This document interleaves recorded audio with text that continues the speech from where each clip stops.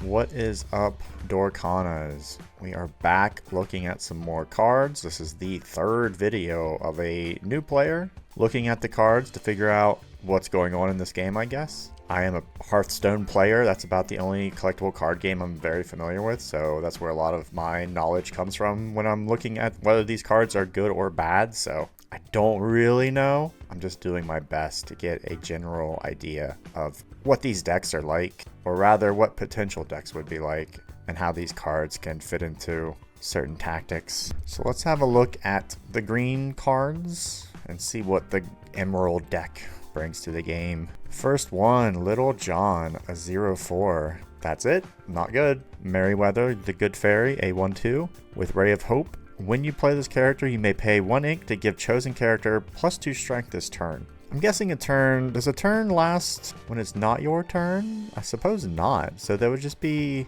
strong for your attack? How is that different than, say, Challenger? I might have to see if I'm understanding turns. Let me look. So just like I thought, the turn is just your turn. So this gives a chosen character +2 strength just for your turn. So that seems like a challenge, like giving them a +2 when challenging. But I guess it's a little bit different because you could have a card or action or effect that needs a higher strength card, and this would give them that strength. So I guess it's technically better, but it's also more expensive. You're paying 1 ink to do this. So at face value, this card doesn't seem very good, especially for such an early game card. I don't know if you're really trying to combo with your 1-cost cards, any big plays, so it doesn't seem very good. Clarabelle, a 1/2. Butterfingers, when you play this character, you may pay 2 ink to banish chosen item. That's not bad for a item banishing card. It's a bit expensive though, so I guess if you don't have an item banishing, just playing a 1/2, that's really bad. But if items are in the meta, this is a very cheap way probably to banish it, and plus it's attached to a character, so you're getting a character on board. So this is probably a pretty good item clearer, honestly. Got an item, Obscurosphere, Extract of Emerald. For 2 ink, banish this item. Your characters gain ward until the start of your next turn. Okay, so that keyword makes the other one make more sense. So ward means your opponents can't choose them except to challenge, so you couldn't do actions on them or songs, that sort of thing. I guess even stops characters from doing an action on them because they can just challenge them. So you couldn't force them to exert something. Anyway, this seems very expensive. This is basically paying 3 to banish, or just to give your characters ward. I'm not sure how effective that would be for your strategy where you need to protect your board for, I guess, 1 turn from actions and songs and stuff, not just challenges. So doesn't seem very good to me. Diablo, Maleficent Spy. It is a 1/2. Scout ahead. When you play this character, you may look at each opponent's hands. That's pretty powerful. That's such a cheap, especially early game, cheap way to look at their hands and see what their plans will be. I can imagine this being a pretty powerful card. It might not be like a big body, but that action's pretty strong for a 1-cost card. If that was just an action, I wouldn't be surprised if it was even run. Maybe like if it was like, look at your opponent's card and draw a card, I can see that being a card that exists because, knowledge is power. Just like G.I. Joe said, they were right. Yeah. Pegasus, Gift for Hercules, a 1/1, and it's just evasive with 1 lore. Doesn't seem strong enough. I don't know if Pegasus has synergy or shift targets, but if not, I don't think this is strong enough. The Fates, only 1 eye. It's a 2/1. All will be seen. When you play this character, look at the top card of each opponent's deck. So that seems much worse than the card we just looked at, the Diablo. You'd much rather see their hand than what their next card will be. So this seems a lot weaker and probably means it's not getting played. And a 2/1 is worse than a 1/2 even. So it's kind of worse in 2 ways. So you're probably not choosing this over the other one, right? A 1 uninkable action, Ursula's Trickery. Each opponent may choose and discard a card. For each opponent who doesn't, you draw a card. That can be pretty good. Again, you're drawing a card, which is decent, and they're discarding a card, which is also decent. So I think those 2 decent things make this a pretty good card. And plus, if you get this late game, you're just drawing another card anyway, and you're spending 1 ink. So that's not a huge deal, and it might have more of an impact on your opponent that may only have 1 or 2 cards in their hands, and now they have to pick which one they want to get rid of. It's a little weaker because they are getting to choose which one to discard, but you don't want to discard any of your cards or else you wouldn't put them in your deck, so it will still be a negative to them. So I can imagine this card being pretty popular, and as somebody that likes making opponents discard, I would probably add this. I don't really see a reason not to add this unless you have a deck that's too specific to have this taking up one of the cards in your hand, because it's so cheap. It's just 1. Here is our first location. It is a 1 cost, 6 willpower Hidden Cove Tranquil Haven. Characters get +1 strength and 1+ willpower while here, so it just gives them a 1/1 bonus. And it only costs 1 to move there. That's probably pretty good, especially early game. It's not super strong, but making your characters just a little bit beefier for such a low cost can be a good use of your ink if you have it extra. So, you know, this seems like really basic, but I can see it being kind of a pretty decent little buff to your characters. So that seems like a pretty good location for this cost. Cursed Merfolk, a uninkable, so it is a 0/1. Poor Souls, whenever this character is challenged, each opponent chooses and discards a card. Oh, I love that too. So this is a 2 lore card, so you're obviously just going to quest with it, and it has such a negative effect that the opponent's going to hate having to challenge this, because sure, they're going to kill it no problem, but again, you're just making them discard a card. And it's also it's also just 1, so you have this and that Ursula card, and you might be making them discard 2 cards like right off the bat. So very interesting. I like that there's already some discard synergy going on with the Emerald deck here. So this seems really good. It's just like a quick 2 lore, right? You're basically playing 1 to gain 2 lore and make them discard a card, because otherwise they have to use an action on it or some sort of ability from another card to attack it, which is probably what they want to do more. But if they don't have that, they don't want to watch you just get lore from it. And I think there was a card in our last review that was just pay 1 or 2 ink to just get 2 lore, and it's just like, well, this is way better than that card. So yeah, another cool card. I'm liking Emerald so far. I'm only like 10 cards in. Milo Thatch, Clever Cartographer, a 2/2, nothing, probably not getting added to the deck. Here's Zazu, the Steward of the Pride Lands, a 2/1. It's time to go. While this character is at a location, he gets 1 extra lore, so he'd be pretty good with that early game location we just looked at. It would make him a 3/2, which is certainly good for a 1 ink rather. But then he would have 2 lore, so he'd be much more effective. I think in general this card is probably bad unless you're definitely running locations that you're going to be putting him into. And he's certainly not a card that you're going to build a deck around, like a location deck around, just so you can put Zazu in there. But, you know, if you have loads of locations, he could be a decent early game character to be getting into play and getting lore real quick. So seems okay. Seems like it's a real deck specific sort of card. I Will Find My Way. It's a action/song. Chosen character of yours gets +2 this turn. They may, or +2 strength this turn. They may move to a location for free. So again, one of those other, it seems like maybe this is going to be what Emerald does. They give strengths for your turn. The moving to a location for free will depend on the locations, I think. If we see some really good locations, then this card could be really powerful. If the locations are just kind of like, meh, not worth running, then you probably don't run a location-based song, right? I guess this is Hercules. I was trying to figure out who it was, but it's Hercules, right? I don't know what this is. Is this Mount Olympus?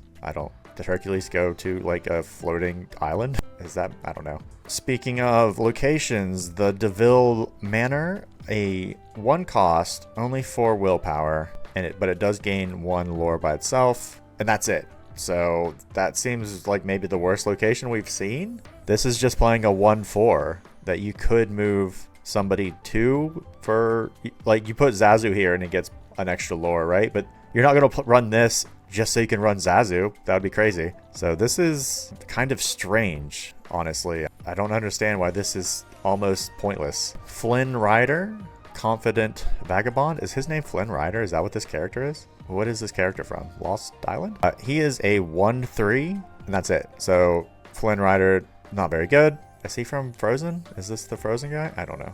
It says hero and prince. Improvise. an action. Your chosen character gets +1 strength this turn, draw a card. Doesn't seem good enough. I feel like you're mostly just drawing a card with this, and at that point there's no real reason to put this in your deck if you just want to draw a card. Just don't have this in your deck, and you'd be drawing another card anyway. Duke of Weaselton? Opportunistic Official at 1/2/2, so again, not a good card. Stampede, uninkable, so deal 2 damage to chosen damaged character. Too specific, not strong enough, not really worth having in your deck. It could be a pointless card for a decent amount of the time, and it's uninkable, which isn't great, so it's just too weak. Vicious Betrayal, chosen character gets 2 strength this turn. If a villain character is chosen, they get +3 strength instead. Again, obviously this is what Emerald likes to do with their giving strength to characters for a turn. Doesn't seem strong enough, seems a bit specific.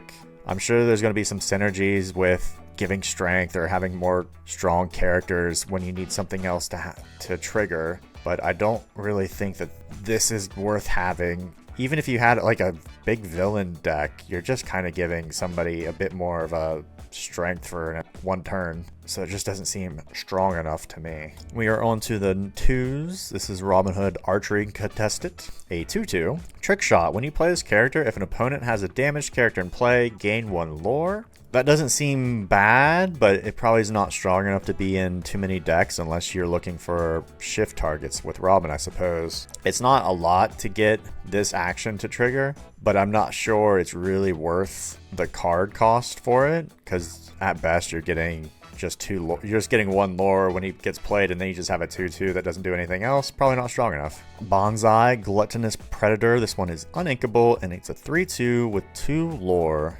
I'm pretty sure there's hyena synergies. This seems like a very basic hyena, and because he's uninkable, that makes him a little bit weaker. So I think it'll depend on the synergies that he'll have about whether you're playing too many hyenas. Without synergies, this is probably too expensive for this card, and because he's a 3/2, he's a bit easy to kill, or banish rather. But obviously, he's going to be an early game lore getter, but he's going to be a big target, so we'll have to see what the synergies are. Here's another Bonsai. This one is a Taunting Hyena, and it's just a 2/2. Here, kitty, kitty, kitty. When you play this character, you may exert chosen damaged character. So that's the second card that we've seen that is specific about a damaged character. But we haven't really seen anything that intentionally does small bits of damage that will make these easier to be triggered. So I'm not really sure how strong that will be, especially when we've seen other decks that immediately exert characters without having something like they have to be damaged already. So again, without knowing the synergies with hyenas, at face value, this card doesn't seem very good. Mother Gothel, Conceited Manipulator. I do not know what she's from. Mother Knows Best. Oh, she's a 1/3. When you play this character, you may pay 3 ink to return chosen character to their player's hand. So kind of an expensive bounce card if you were bouncing a character that you wanted back into your hand, which is usually what you would want to do. The only reason you'd want to bounce one of their characters back into their hands if it was like a very expensive character, which isn't a bad play. Again, it's doing it yourself. It'd be 5 ink to trigger this action. So I think if you had a deck that had cards you wanted to bounce into your hand, that would be good. But then late game, could be good to bounce their high cost cards back into their own hand, or to mess up some synergies that they have that you've been struggling to get cleared on their board. So it could be like a bit of a slowdown card for your opponent. It could also be a bounce in your hand. So she's got a bit of flexibility, even though it's a bit expensive. So probably a decent card, and I can imagine her being in a decent number of decks of different strategies even. Hypnotic Deduction. It is an action. Draw 3 cards, then put 2 cards from your hand on the top of your deck in any order. That's interesting. It's a bit of a shuffle in your hand, but it's still basically drawing 1 card for 2. And then if you're putting cards that you don't want right back in the top of your deck, you're just going to have them in 2 turns anyway. I think this is a bit specific. I think this is a bit too specific, because you might be like, oh, I want to put these cards I can't play yet back onto the top of my deck, and I can play them then. But sometimes you don't want to build a deck around having bad draws, really. So this is almost a card that fixes a bad draw, which isn't necessarily a very good thing to be putting in your deck, honestly. So I don't really like this card that much. We have another location, Sherwood Forest, Outlaw Hideaway. It costs 2. It costs 2 to move character here, and it has 7 willpower. Forest Home. Your character's named Robin Hood may move here for free. Well, that's nice. Familiar terrain. Characters gain ward, and if they exert, they can pay 1 to deal damage to chosen damage character while here. That's a bit interesting. That's a bit strong. I wouldn't say it's strong, but it's certainly an interesting ability for this forest. And again, we've seen another like deal damage to a chosen damaged character. So these sorts of plays are good if they have damaged characters, and pointless if they don't have damaged characters because you can't do it. Gaining ward can be good. It can be a little bit helpful to protect your own characters, but it is a bit expensive to move somebody there, and then you're still paying to do the action. So if you have Robin Hoods, it's a little bit better. If you don't have Robin Hoods, you're probably not playing this location because that's half of its special ability. But I think it seems pretty decent, and I think if there's more location synergies with some of these cards, that we've only seen one so far, but it could be a bit better with some more location synergies. Gus, the Champion of Cheese. He is a 2/3, and unfortunately that is just not good enough, Gus. We have Pete, Born to Cheat, an uninkable 2/3. I clobber you. Whenever this character quests while he has 5 strength or more, return chosen character with 2 strength or less to their player's hand. There's one of our first strength modified card synergy. So obviously Pete, for him to have his power activated, you need to use one of those buffing cards that will get his strength up, which allows you to either bounce a low strength character back into your hand or one of their characters back into their hand. Again, you're probably wanting to target your own characters in this situation. I think with this card, it's just a bit too specific to be able to, for one, play Pete and then also have a card that is going to balance or is going to boost his strength +3, which seems this is a lot so far. We haven't seen that one card would boost him because he's a villain, but otherwise the other ones wouldn't boost to 3, so he wouldn't be able to even do his power. And he's uninkable, so again, it's just too much setup for such a little payoff, I think, that I can't imagine him being too strong right now. Dodge, an action. Chosen character gains ward and evasive until the start of your next turn. So that's a bit better than some of these other ones that we've seen because it's ward and evasive, which makes them, I don't know, invincible? I mean, not invincible. They can still do damage if they attack, but ward means they can't be targeted, and evasive. So I guess it would only be evasive characters could attack them at that point, which is almost like how evasive is anyway. You know, if they have evasive characters, then this is kind of pointless. Besides, it would just be ward, right? So it seems really weak. It's really expensive for 2 for this, so this seems really bad. Make the Potion, an uninkable. You can choose one, banish a chosen item or deal 2 damage to a chosen damaged character. The flexibility is nice and that makes it a little bit better. It's uninkable, but if you're playing this, you're probably playing it for these specific reasons. And I would guess that the banishing a chosen item is way stronger of a move than just dealing 2 damage to a chosen character. So if I'm looking at this card, do I pay 2 ink to banish a chosen item? I'm not sure because we've already had a card that can also do that, and that would put a character on the board.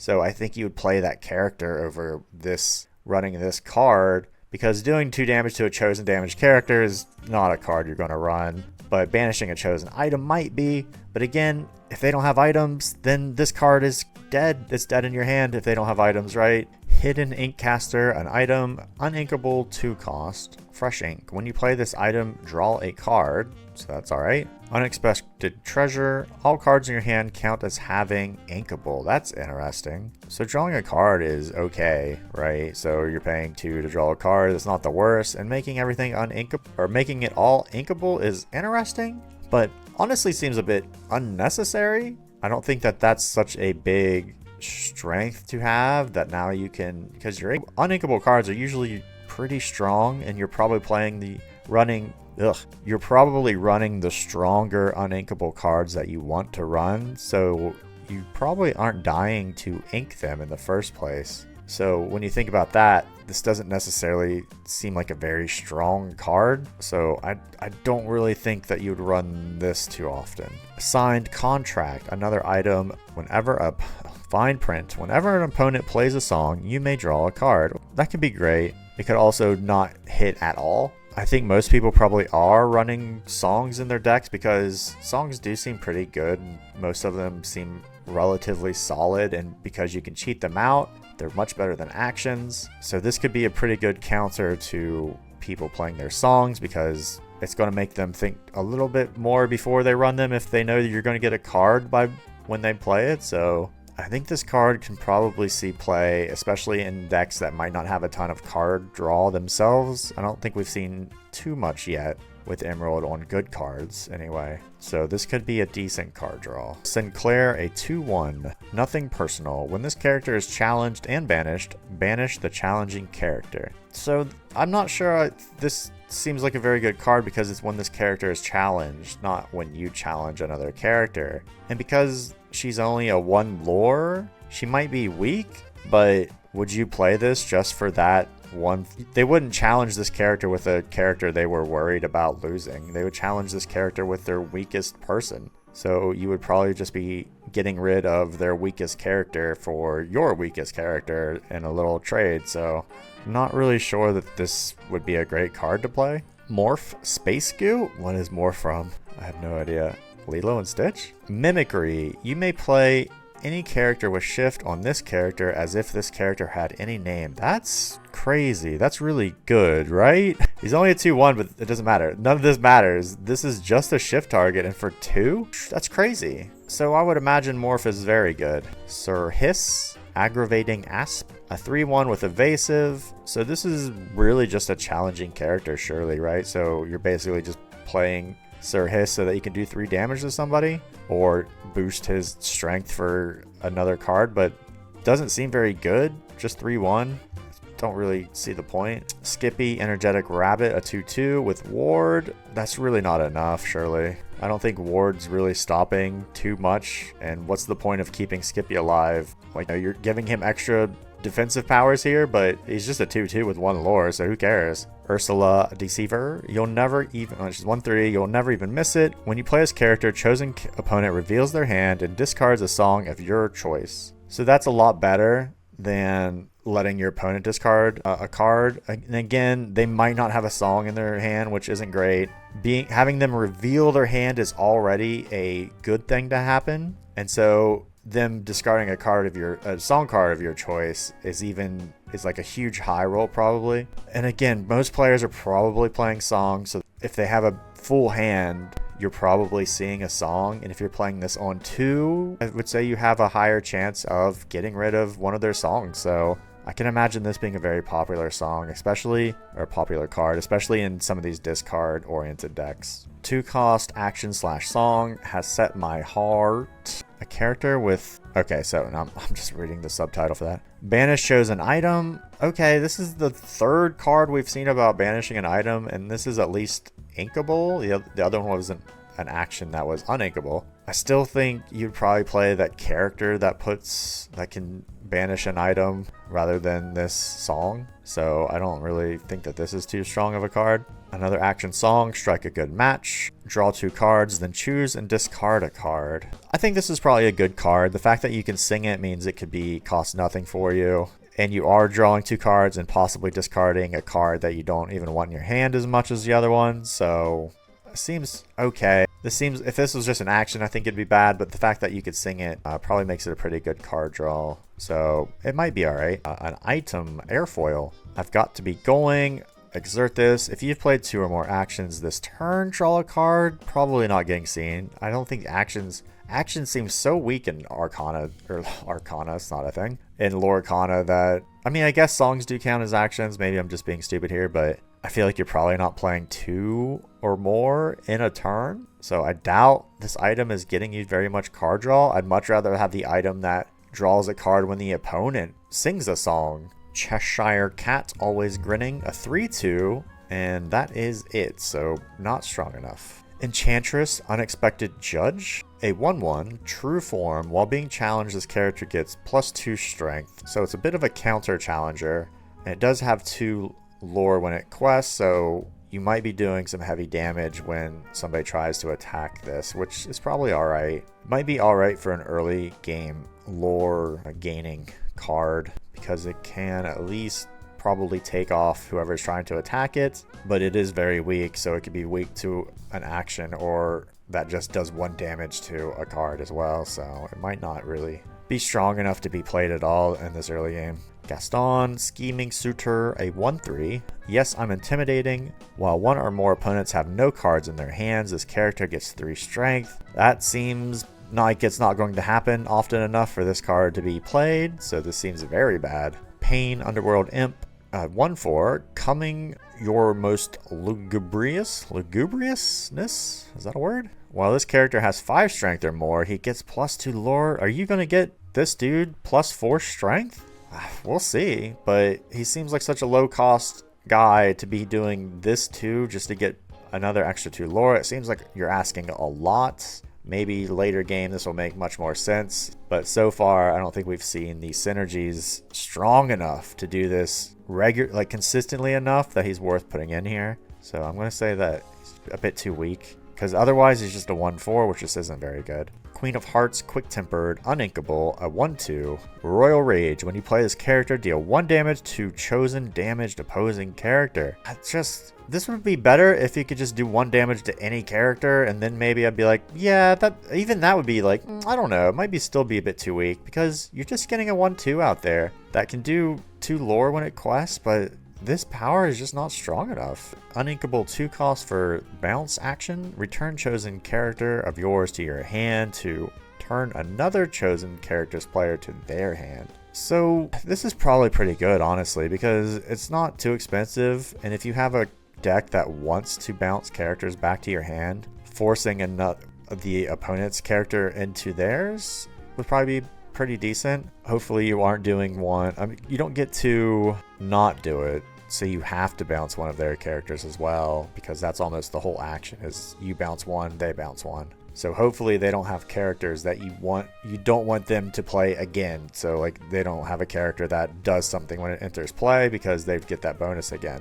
Aladdin, Prince Ali, a 2/2 that just has ward. That's not very good. He's going to be a shift target, I'm sure, but I don't think that this is worth playing. Cruella de Vil, Miserable as Usual, a 1/3. You'll be sorry. When this character is challenged and banished, you return chosen character to their player's hand. So you could bounce somebody on your in play to your hand again, so another bounce synergy. She's pretty weak, and you're just sort of playing her for that bounce mechanic, so that means you need to have that other card also in play, which is harder to set up than those bounce synergies when a card enters play. You can kind of time those perfectly. This one requires your opponent to basically attack this character, and then you get to choose a character that gets returned to their hand. Again, this is decent later in the game where you might want to bounce one of their stronger characters back into their hand and off the board. So there is that, which means it's got a little bit more flexibility and a little bit late game strength as well. So I can see this being a little bit stronger in that regard. So probably a good card, and probably depends on the deck you're playing. Another Flynn Rider, a Charming Rogue. Oh, is he the Rapunzel Tangled guy? Here comes the Smolder. Whenever this character is challenged, the challenging player chooses and discards a card from their own hand, I'm guessing. So I think this is probably a much better card. I think we had one similar to this, but the fact that he has 2 lore means that he's definitely going to be challenged. And so just another card that's forcing your opponent to get rid of cards is interesting and could be very devastating to a deck that doesn't have good draw. They could just be watching all their cards disappear very early in the game. We've already seen 3 or 4 discard actions, and we're only on the 2 so far. So I think Emerald could be very annoying to play against, it seems. Genie, the ever impressive, a 2/3, and unfortunately nothing else. So he's just a shift target and probably not good enough. Megara, Pulling the Strings, a 2/1. Wonder Boy. When you play this character, chosen character gets +2 this turn, so just a small buff, but that's just very weak. Tamatoa, Drab Little Crab, a 1/4. Very, very weak. Just doesn't really have anything going on for it. Sudden Chill, an action/song. Each opponent chooses and discards a card, so another discard card, and this one's a song, so you can get this out for makes sense for some of these discard decks for this to be in there, and you can ink it if you don't need to do it. So seems pretty good. Dr. Facilier's cards, an uninkable, so the cards will tell you can exert this. That's an item. You can exert this and pay 1 less for the next action you play this turn. Probably not strong enough with weak action cards and songs. It could be a way to not sing a song and pay a little bit less for it, but are you wanting to put this item into your deck just for those situations? I think it really depends on how strong the actions are, and so far I haven't really seen that good. The songs have seemed better as usual, so unlikely to play this. Stolen Scimitar. This is an item too. Slash. Exert this. Chosen character gets +1 strength this turn. If a character named Aladdin is chosen, he gets +2 strength instead.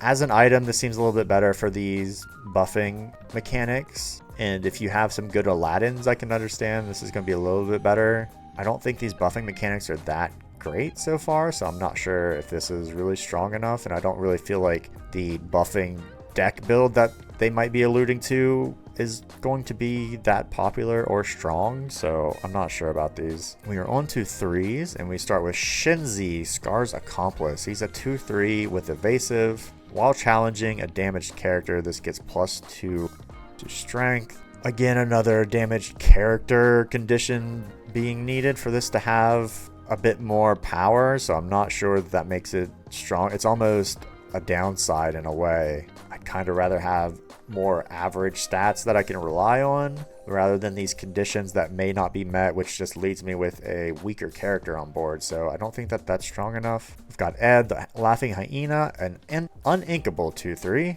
Cause a panic. When you play this character, you may deal 2 damage to chosen damaged character. Again, just don't feel like that's strong enough, and he's uninkable with this condition. Just seems bad. Flora, good fairy, a 2/4. Fiddle Faddle. While being challenged, this character gets +2 to strength, so would be a 4/4 being challenged, but it's only got 1 lore for questing, so not necessarily the biggest target to be challenged, so that condition just doesn't seem that strong. This would be better as a 3/4 by itself than having to have this condition, and a 3/4 by itself wouldn't be good, so don't think that you'd play this. Scroop, an uninkable 2/1. He's evasive. Do say hello to Mr. Arrow. When you play this character, you may pay 3 ink to banish chosen damaged character. That's probably a lot stronger than what we've seen with some of these other do this to a damaged character, because this is just straight up banishing them. So if you could do that to a very strong character, that could be a huge play. So I would imagine Scroop is probably a pretty decent character.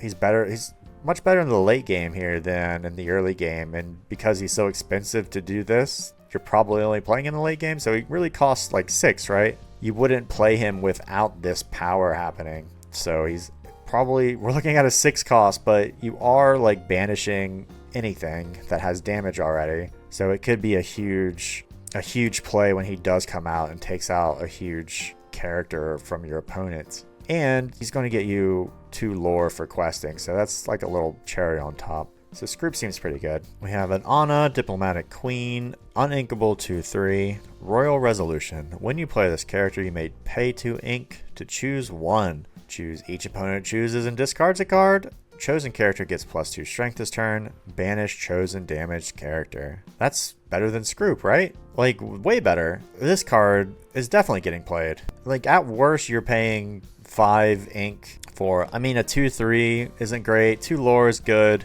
But the fact that you can, again, make your opponent discard a card or banish one of their really strong damaged characters for less than Scroop. I feel like, what's Scroop up? Like, Scroop is like in shambles right now. Anna is so much better than him. So yeah, this seems like a no-brainer. Oh, Scroop's like, oh, I've got invasive though, guys. I'm a little bit better at questing because I have evasive. Like, I don't know. I think Anna's just still got ya. Clarabelle, Contented Wallflower, a 2/3. 1 step behind. When you play this character, if an opponent has more cards in their hand than you may draw a card. I feel like with Emerald deck, what we've seen is a lot of discard for your opponent. So I feel like if you're playing the stronger Emerald cards, you would have more cards in your hand usually. So you probably wouldn't draw the card. So this seems a bit weird. This seems like it's for a deck that's not playing to the discard angle for Emerald, because you don't want to just play a 2/3 here. Got an action, a Night Howler Rage. Draw a card. Chosen character gains Reckless during their next turn, which means they can't quest and must challenge if able. So that's interesting. You could force one of their non-strong cards to challenge, so one that has very low strength would make them have to challenge maybe somebody that's going to kill them. I don't think that this is worth it for 3 cost. I mean, sometimes you see like, oh, you can draw a card. Honestly, when I see an action that says draw a card and then something else, that something else is usually so weak that it's almost like they're trying to distract you with this. So in this sort of situation, I don't feel like giving something reckless is worth 2 or 1.5 ink. So I don't really see this being played. Prince John's Mirror. I just drew this yesterday. You look regal. This is an item. You look regal. If you have a character named Prince John in play, you pay 1 less to play this item. A feeling of power. At the end of each opponent's turn, if they have more than 3 cards in their hand, they discard until they have 3 cards in their hand. So I can imagine that this card could be super strong. I think that this first thing of it being cheaper if you have Prince John in play is probably irrelevant. It would be a bonus, but I'm not even sure we've seen a Prince John, so I'm not sure if you would have him in play in this situation. I think that this could be really depending on the meta. If you're playing in a heavy card draw meta, or you know that they're going to have loads of cards and you put this down, you might be forcing them to get rid of 2, 3, 4, 5 cards maybe. It might just be 1. It might be 0 if they don't have very many at all. So it's really specific about what kind of meta that we're playing in, about whether or not they will have regularly enough more than 3 cards in their hands. Because if you're playing decks that just don't have that sort of card draw, and you don't want to just plop this down. But again, worst case scenario, you ink it, right? So that's not even too bad. If this was uninkable, I think it'd be a much harder decision about whether you run this or not. But the fact that it's not uninkable and that you could just ink it against the decks that it's not relevant against, whereas it could be devastating against decks that do have loads of card draw. So I can see this being a very strong card. Speaking of uninkable items, the Emerald Chromacon Emerald Light. During opponent's turns, whenever one of your character is banished, you may return chosen character to their player's hand. Interesting, very interesting. If this item can stick on the game, it could be a real pain, because you could like consistently force them to pick their cards back up into their hands. So if they're trying to play like these big cards and yours just every time they get banished, you just make them bounce it back into their hands, that could be insane. At the same time, you could possibly bounce your own cards back into your hands for strong actions when played. So this seems like a pretty strong item, and it is uninkable, but I think if you're running this, you're playing it, you probably don't care about inking it. So I could see this being a real thorn for certain plays. So seems good for an item. Tropical Rainforest, a Jaguar lair. Cost 3, obviously. Willpower 6, a bit low for this, but only costs 1 to move. Characters here. Snack time. Opposing damaged characters gain Reckless. So that's just a passive ability, and it gets 1 lore per turn. So this just forces their characters to all be reckless so they can only challenge. That could be really powerful, especially if you have a strong defensive character that maybe, you know, like a 2/6, a 2/8, something like that, that can probably banish multiple small characters. So if they had like a wide board and you played this, all their characters would have, all their like probably weak characters would have to attack your potentially stronger characters. So this seems very specific. It's at least inkable, which makes it a little bit more flexible. I think you're only playing this in a deck where you're wanting them to challenge, obviously, but it could also be a bit of a freeze just to make them stop questing and have to challenge. If they're able to, though. If you don't have characters down that can be challenged, then they don't have to challenge, right? Which makes that a little bit less flexible than probably you want. So I'm not sure if this is seeing too much play, but I could see some situations where this could be really powerful. So it seems kind of okay for a location, just to have this kind of weird passive ability. Oh, look at this card art. Diablo Devoted Herald, a 2/2 uninkable. Can't be shifted, but it means you discard an action card. It's also evasive. Let's see what it does. Circle far and wide. During each opponent's turn, whenever they draw a card while this character is exerted, you may draw a card. So that's, you're kind of like discarding a card to draw a card, which isn't too bad, but that's just to shift it. You could just play this as a 3 and you'll draw a card at least, which I don't know if that's good because you have to exert it and then you get to draw 1 card. It's just a 2/2. It just gets 1 lore. I don't think you would want to shift this. That doesn't seem that strong for a 2/2. And I think, yeah, maybe at most you're getting 2 cards. I don't This seems a bit weak to me, honestly. Got another Hey Hey, a Bumbling Rooster, a 2-3, Fatten You Up. When you play this character, if an opponent has more cards in their inkwell than you may put the top card of your deck into your inkwell face down and exerted. That's kind of a weird condition. I guess if you're playing this card, it's a condition you could control, right? And plus, you could be, said that all weird. It's a condition you can control, so you could set this card up to work. And in that situation, it's a pretty strong card. There's that Mickey card that just does this anyway, but that Mickey card's uninkable, but you're inking a card anyway. So, is it really uninkable in a sense? I think the bonus of having 2 lore here makes this a little bit stronger maybe than that Mickey card. But yeah, this seems pretty strong. It's a little bit of a ramp, and it's pretty easy to probably get this. You are kind of intentionally maybe sandbagging yourself to make this work, because if you're just playing a 3-cost 2-3, not necessarily the strongest card you can play, but I think otherwise this is a pretty good action. Hera, a 1-3, has Ward. Protective Goddess, your character's name Zeus, gain Ward. You're a true hero, your character's name Hercules, gain Evasive. So a bit of a synergistic card. Depends on if these cards are wanting to be played about whether or not this is good, because again, it's just a 1-3, so it's even weaker than Hey Hey with its 2 lore. So it depends on these cards. If these are good, then maybe it's good, but again, I think Ward is not really that strong, and Evasive is not necessarily that strong, but probably stronger than Ward. So it's really dependent on these cards, but by itself, it's not very good, so it's hard to say. A Jack, I'm guessing?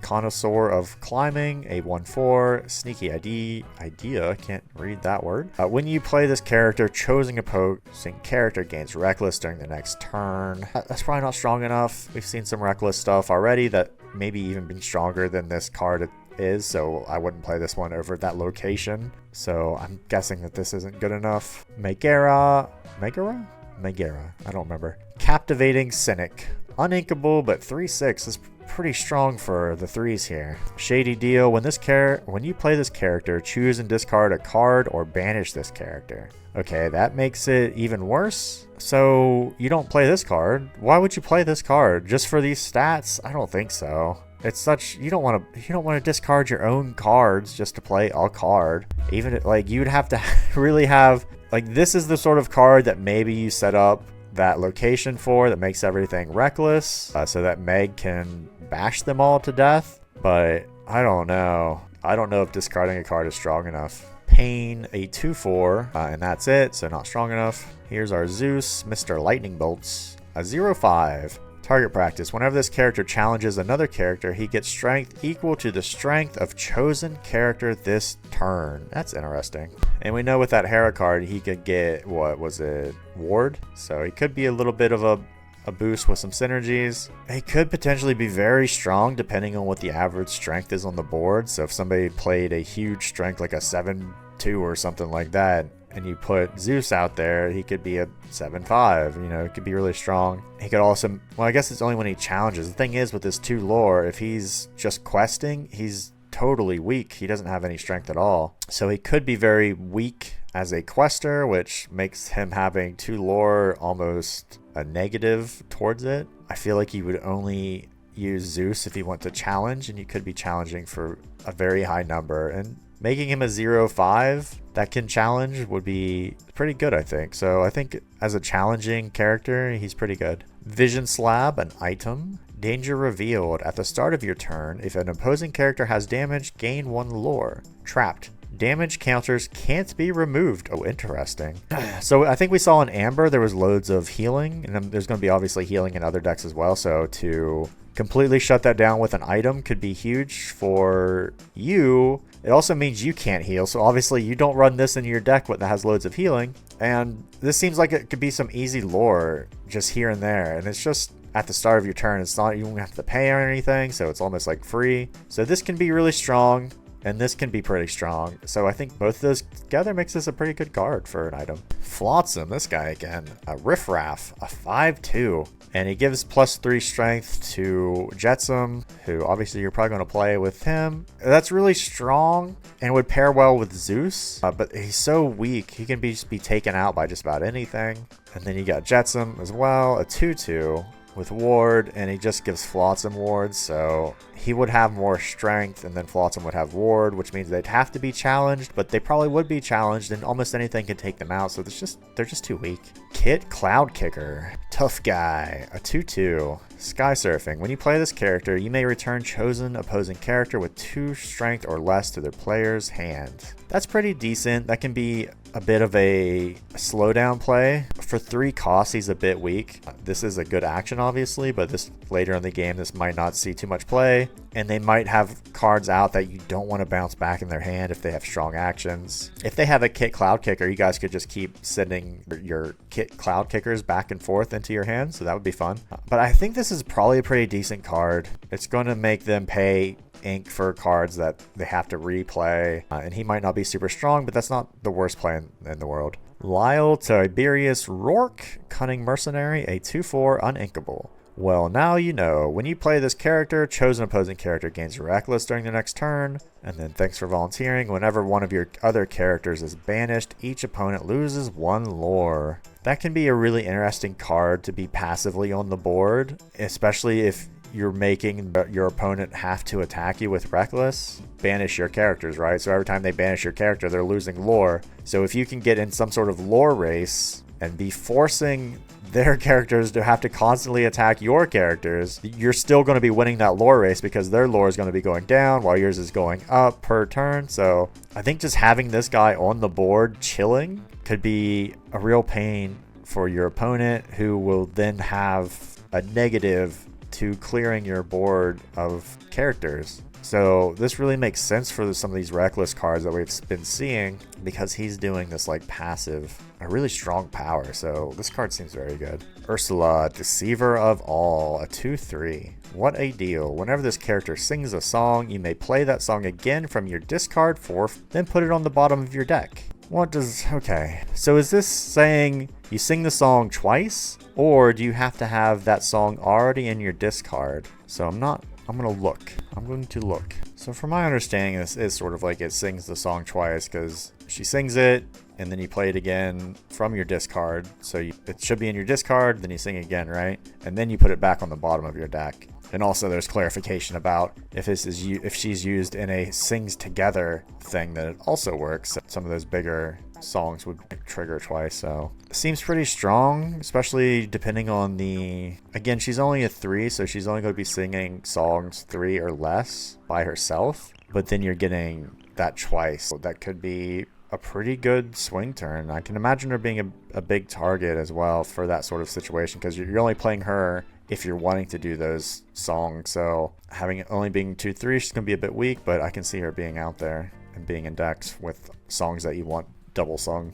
Wildcat Mechanic. He's evasive, disassemble, so exert to banish a chosen item. So again, we're seeing some of these cards that can just banish an item themselves. He's evasive, but I don't know why he's evasive. He's only got 1 lore, and he's a very normal costed character. So I'm not sure if there's lots of items that need banished. Maybe he's in some of these metas, but seeing some of these other cards that banish items and do other things, that maybe he's just not worth it. You don't want to play this card if you don't have items to banish, honestly. So in those sorts of situations, that just means he's not good enough. Robin's Bow, an uninkable item. For a skiff, exert this to deal 1 damage to chosen damaged character or location. Not great. A bit of a lark. Whenever a character of yours named Robin Hood quests, you may ready this item. Well, it's not very good either. So you need to be running Robin for this to do multiple damage. I guess because it's at least just 1 damage to a chosen character, it's not too bad, especially for just an item to like regularly be doing 1 ping against some of these already damaged things. You know, it's probably an average. I don't think that this is probably going to get activated too much, the like double hits, but if Robin Hoods are good, then maybe, but you'd have to have them out. But I think, so you kind of have to like look at this action only about whether or not this is a good card, and I think it's okay. So maybe this is good, maybe it's not good enough to be run. Got a location, Cusco's Palace, home of the Emperor. It costs 3 to move somebody here. Whenever a character is challenged and banished while here, banish the challenging character. So similar to some of those, that card we saw earlier, this is a little bit better, especially if you do have, you know, this could combo really well with that guy that makes them lose lore and relentless. So you put your characters here, and that just like, you could put small characters here, and when they get banished, they wipe out the other bigger characters as well. So could be okay. It seems a bit expensive though. You're already paying 3 and then you're paying another 3 to move somebody here. That seems like a lot. I think if this was cheaper it'd be more reasonable, but I feel like this is just too expensive for what's happening. Bell, a bookworm, uninkable, 2/4. Use your imagination. While an opponent has no cards in their hand, this card gets 2 lore more. So that seems much more likely to be run than that card that was sort of like if the opponent has more cards than you. I think with what we're seeing with the discard decks, there's going to be times when you're knocking all of the cards out of your character's hand, and that makes Bell just even stronger. So if you're running those discard cards, you would probably be running Bell. So I can imagine Bell is showing up in those decks. Bucky, Squirrel Squeak Tutor, a 1/1. What do you do, Bucky? Squeak. Whenever you play a Floodborn character, if you use shift to play them, each character chooses and discards a card. Or each opponent. I don't know why I read that word as a whole different word. Each opponent discards a card, so I don't know. How often are you playing shift characters that Bucky's power is being utilized here? We've seen a lot of easier to play discarding actions than Bucky. So I don't really feel like he's strong enough, and he's such a small stat line. I guess he'd be good for these forcing your characters to get banished when they banish one of your characters. But is he good enough? I don't think so, unless you're really playing a lot of Floodborn characters. Well, let's think about it. If you're playing 1 or 2, you're making them discard 1 or 2 cards. So I think it really depends on your deck. If your deck has a lot of Floodborn characters and a lot of shift targets, and you can get Bucky out, you might be able to get a 2-card discard run off of him, which would be good, but he is just very weak. So he's basically doing that power and then dying. So maybe you can just keep him on board and hide him and protect him and not quest with him or anything, and just try to get more and more forced discards. But he would be such a target for any sort of action to try to get him off, and like, he's only a 1/1, so he probably gets banished pretty regularly. But you can certainly see some combos here, so maybe he's better than I initially thought now that I think about it. Donald Duck, Sleepwalker, a 0/5. Whenever you play an action, this character gets +2 strength this turn. How many actions are you playing where this becomes good? You'd have to play 2 like per turn for him to be, better than average stats. As a 2, would you play this character as a 2/5 with nothing else? Probably not. So to have a condition to make him even a 2/5, that seems unreasonable. So I don't think this guy gets played. A Panic Underworld Imp, he's a 2/3, uninkable. I can handle it. When you play this character, chosen character gets +2 strength this turn. If the chosen character is named Pain, he gets +4 strength instead. Okay, so Pain had that condition if he had, +5? He had another bonus that I'm not remembering, so this makes sense. But it also means you have to play both Pain and Panic for Pain to be well statted. I think he was, a 1/4 or 1/5 or something like that, so he might be a 5/4 or something. So I don't know. He's uninkable. I don't remember if Pain was uninkable or not. And you're just trying to get those combos to make them strong. And it's just for 1 turn as well. So you're maybe doing some damage with Pain when you play Panic. Otherwise, if you're not drawing Panic after you draw Pain and play Pain, then you're not really accomplishing much. So too much conditioning required for an okay play to happen, and you might not even necessarily do anything with your other character that now has high strength. So I don't think so. Too much effort for too little payoff. Here's our Prince John. Greediest of all, a 1/2 and uninkable. Does have ward. I sentence you. Whenever your opponent discards 1 or more cards, you may draw a card for each call. Beautiful. So this is definitely going in these decks, right? That would be huge. So yeah, Prince John is obviously good in his discard decks. He might be drawing you loads of cards. And plus you can play his mirror cheaper because you're probably playing Prince John. So yeah, good card. The Queen, Disguised Peddler, a 2/3, uninkable. A perfect disguise. Exert her and choose and discard a character card. Gain lore equal to the discarded character's lore. That seems weird. I feel like why would you do this? I don't know. I don't know what the strength of this is. Why would you want to discard your own cards just to gain lore equal? She can't even get her own lore, so this is the only way she would get lore, like, because she can't quest apparently. And now you're losing a card to get, what, 1 to 2 lore from that card? I don't understand the strength. Why would you play this card? Unless there's some... I mean, there is discard C, and it's not necessarily the other... Like, if we look at Prince John, right? Nope, that's whenever your opponent. So never mind, ignore that. I don't know if there is like, hey, if you discard a card in your own hand, something good happens. Have we seen a card like that yet? I'm not sure. But this seems bad to me right away. And that must mean that there's something happening that I am not seeing.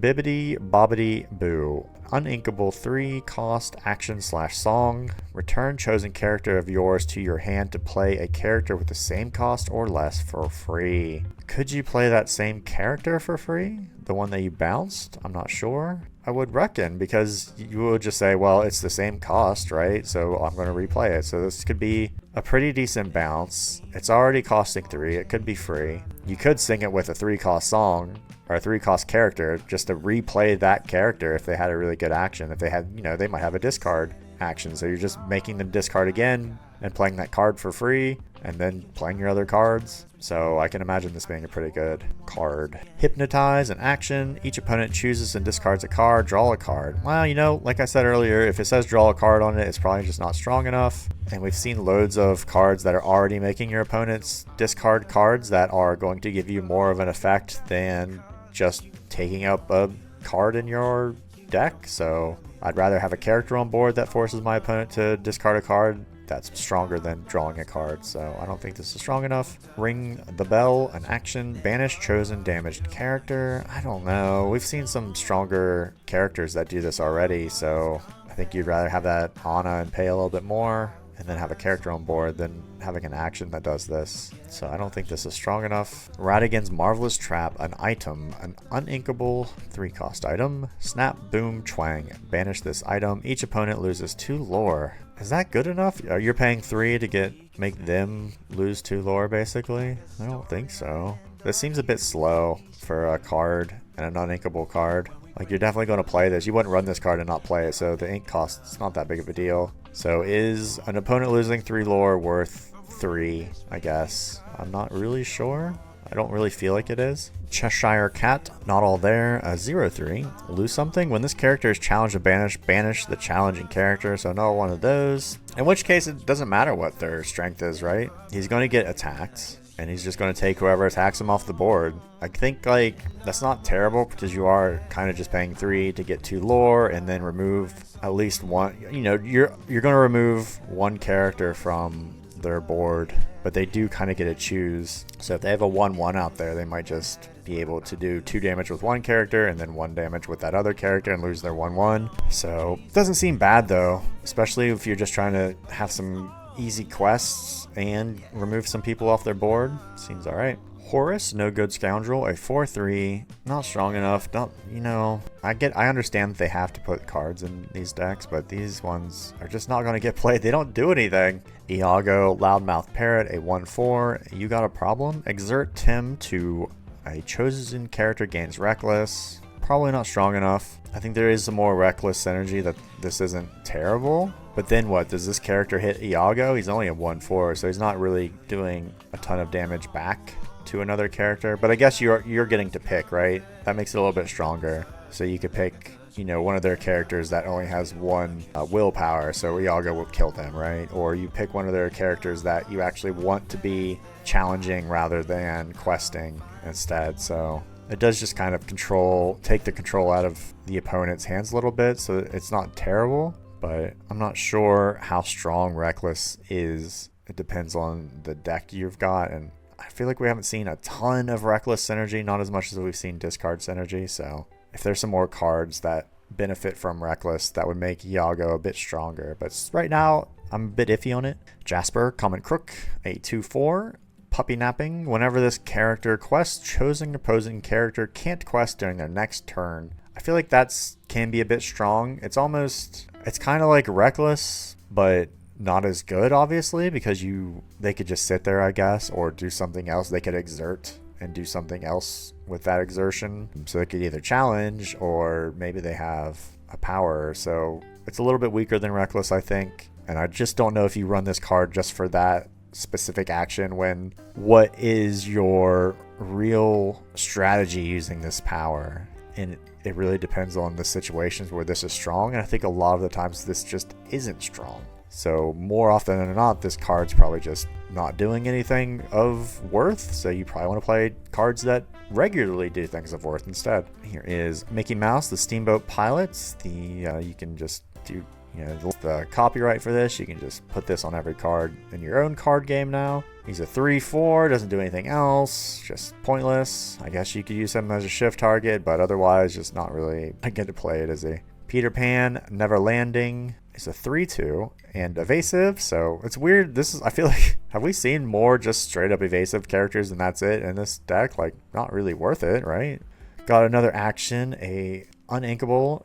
Do it again. Return an action card from your discard to your hand. I can see that being good, especially if you've got some songs you want to play, or, actions or songs that you want to get again. Seems like it'd be really specific to the deck about if you do want those back into your hand or not. So they'd have to be powerful enough that you want to spend another card just to replay them. So I guess it really depends on what cards those would be. Mother Knows Best, another uninkable action/song. Return chosen character to their player's hand, so another bounce card, and you can sing this. That makes it even stronger, I think. With Ursula, you could do, that would be 2 cards, right, if she sang it. So it'd be good in a bounce stack, could be a good, and I wonder if Emerald is aiming more at returning the opposing players back to their hand, their opposing characters back to their hand regularly, rather than bouncing your own back into your hand. Because with Amethyst, that it really seemed like you wanted to get your own characters back. But I think this one might just be a bit more control based about slowing down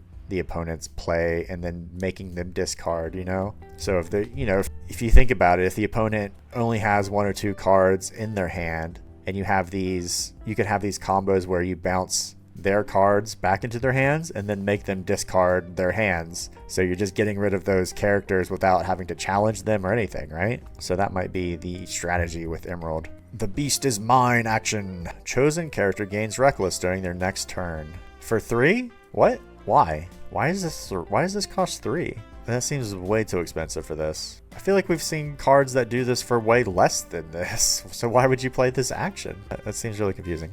On to the 4s. Ulf Mime, a 4/3. This character can't exert to sing songs. Okay, great. So you're not very good then.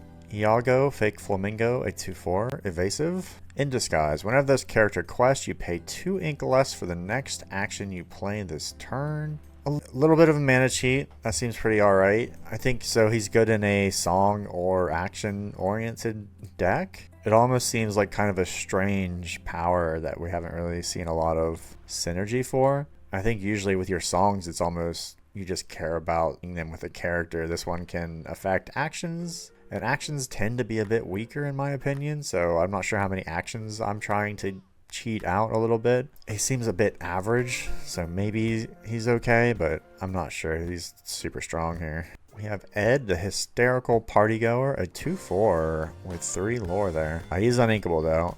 Damaged characters can't challenge this character. That's really interesting. I feel like I'm still kind of surprised I'm not seeing cards that just do 1 damage when they're played to opposing, because that would be really synergistic with a lot of these characters that are requiring damaged characters for them to even be activated. And because if that's not the case, he's a very expensive 4 cost for these stats. Even if he does have strong lore, I think he's still probably just too expensive. I think if this was just inkable, you might even question about whether or not he sees play at all. And it being uninkable just makes it much more unlikely to want to play him. Scar. Look at this fancy card. He is a 4/2. Has Ward. Life's Not Fair, is it? Whenever one of your characters challenges a damaged character, you may draw a card. Is that super strong? I mean, it's almost the same situation with that last character. If there's not damaged characters, then you're just not activating this. And he's very weak, so he's very likely to be challenged, Ward or not. So this doesn't seem like a very strong card to me. You're welcome, an action/song. Shuffle chosen character, item, or location into their player's deck. That player draws 2 cards. We've seen cards like this before in the other colors. I think you're probably shuffling your own characters or location. I guess you might shuffle their, oh, I don't know. Would you want to shuffle anything of the opponents to make them draw 2 cards? Probably not. I think with this sort of song, you're hoping to shuffle a damaged character back into your deck just to get that 2 card draw. And do I want to pay 4 ink for that? I don't think so. Do I want to exert a 4-cost character? Maybe. I think that makes it worth it.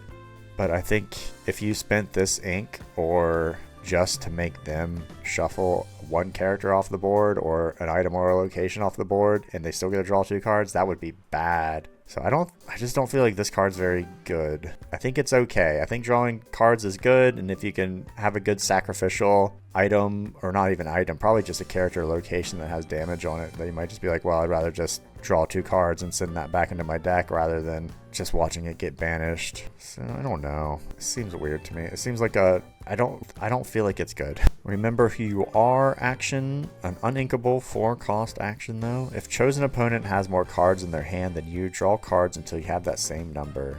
Again, this is one of those cards if you're playing the discard aspect of Emerald, this card is just not going to happen. You wouldn't be drawing cards probably, but this card would be good if the opposite was true. If they were playing a high card draw deck and you weren't, you're playing a fast-paced aggro deck or something, this might refill your hand if you needed to. So this is really deck specific. It can be good in some decks, and the decks that I'm looking at thinking of for Emerald doesn't really fit in, so I probably wouldn't play this card. Gunther, Interior Designer, a 3/3. Sad-Eyed Puppy. When this character is challenged and banished, each opponent chooses one of their characters and returns that card to their hand. That's terrible. You don't want that. That's really specific about whether you'd want that to happen or not, but the fact that they get to choose means they could have a card that they want to bounce back into their hand, and you're just giving them that power. So that seems terrible. I don't think you'd play this. Hades, Double Dealer, a 3/3.